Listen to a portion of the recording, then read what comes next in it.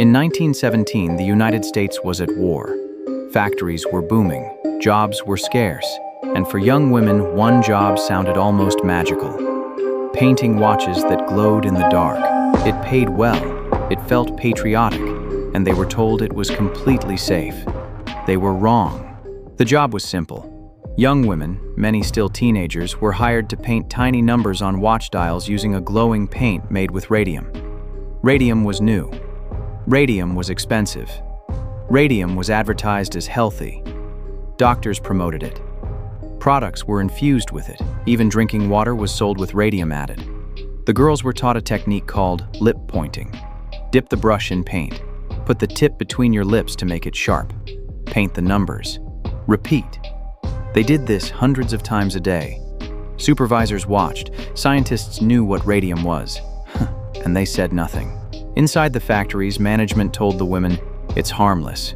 You could eat it. It's good for you." But behind closed doors, something else was happening. Male scientists wore protective gear. They used lead screens. They avoided touching radium. The girls had none of that. They trusted their employers. They trusted authority. They trusted science. That trust cost them their lives. Months passed, then years, and the symptoms began. Teeth fell out, jaws weakened and fractured, bones broke from simple movements. Some women noticed something terrifying. At night, their bodies glowed. Doctors were confused. Dentists blamed poor hygiene. Companies blamed everything except radium. When the first girl died, her death certificate listed syphilis, not because it was true, but because it protected the company. As more women became sick, the companies fought back.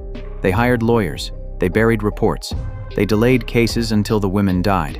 Radium poisoning was slow, painful, and often fatal. Many of the girls were too weak to walk. Some had to be carried into court, but they refused to stay silent. In the late 1920s, 5 women stood up.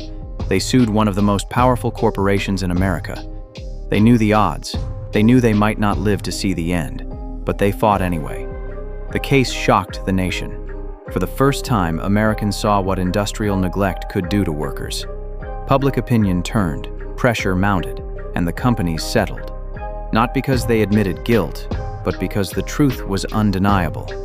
The Radium Girls didn't just win compensation. They changed the law. Their case helped establish employer responsibility for worker safety. These protections didn't exist before them. Millions of American workers are protected today because these women refused to disappear quietly. Most of the Radium Girls never lived long lives, but they left something bigger than themselves. They proved that workers matter, that corporations can be held accountable, and that even ordinary people can change the law. Their bodies were broken, but their legacy still stands. This wasn't just a tragedy, it was the birth of modern worker rights in America. Stories like this were almost forgotten. If you want more history that matters, subscribe.